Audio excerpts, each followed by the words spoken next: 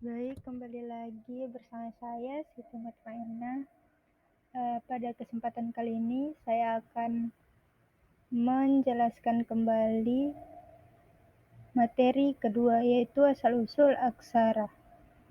Langsung saja. Yang pertama ada asal-usul aksara. Tulisan tertua yang ditemukan di Mesopotamia yang sekarang lebih dikenal sebagai Suriah dan Irak. Isinya berupa catatan pajak, persediaan makanan, tagihan, hasil penjualan, dan sebagainya. Lebih dari 20.000 tahun yang lalu, gambar cadas atau garca ini dibuat pada gua-gua di sekitar Asia, Afrika, Eropa, dan Australia.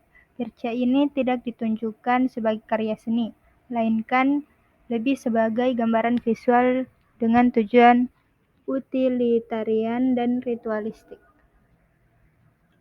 Next, piktogram. Piktogram merupakan suatu ideogram yang menyampaikan suatu makna melalui penampakan menggambar yang menyerupai atau meniru keadaan fisik objek yang sebenarnya. Berikut adalah contoh gambarnya. Yang kedua, cuneiform, yang merupakan salah satu jenis tulisan kuno berbentuk paku yang dituliskan di atas lempengan tanah liat. Lalu ideogram. Ideogram adalah simbol grafis yang mewakili ide daripada sekelompok huruf. Lalu hieroglif, yang merupakan aksara Mesir kuno yang terdiri dari kombinasi elemen logograf dan alfabet. Lalu papirus. Papirus atau papirus adalah sejenis tanaman air yang dulunya pernah tumbuh subur di tepi dan lembah Sungai Nil. Sebelum ditemukan, kertas tanaman ini dikenal pada zaman dulu sebagai bahan pembuatan media untuk menulis.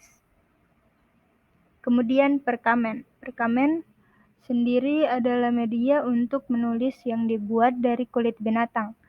Yang biasanya dipakai ialah kulit sapi, kambing, biri-biri, domba, dan keledai. Perkamen digunakan sebagai halaman dalam sebuah buku, kodeks, atau naskah. Lalu alfabet. Alfabet adalah sebuah sistem tulisan yang berdasarkan lambang fonem, vokal, dan konsonan kata alfabet. Diambil dari bahasa Yunani dari dua huruf pertama tulisan mereka, yaitu alfa dan beta.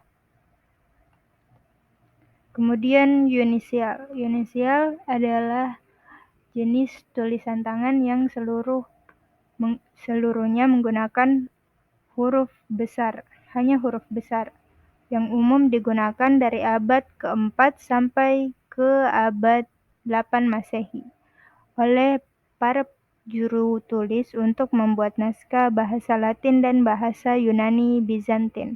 Huruf-huruf unisial ini dipakai untuk menulis dalam bahasa Yunani, Latin, dan Gotik. Lalu scrolls.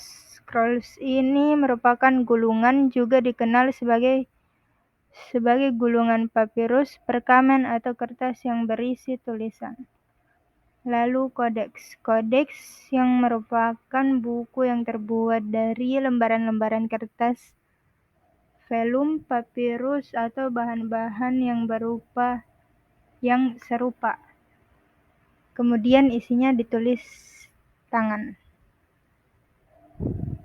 Lalu ada kaligrafi. Kaligrafi berasal dari bahasa Yunani, atau seni khat. Adalah seni menulis dengan indah dengan pena sebagai hiasan. Lalu naskah. Manuskrip iluminasi, yang merupakan naskah beriluminasi, yaitu naskah yang berisi teks diimbuhi dengan hiasan seperti inisial, marginalia, dan gambar miniatur. Dan yang terakhir, gotik atau tekstur. Huruf patah atau huruf gotik juga dikenal di kalangan awam. Ya, sekian dari saya. Mohon maaf bila ada kesalahan. Assalamualaikum warahmatullahi wabarakatuh.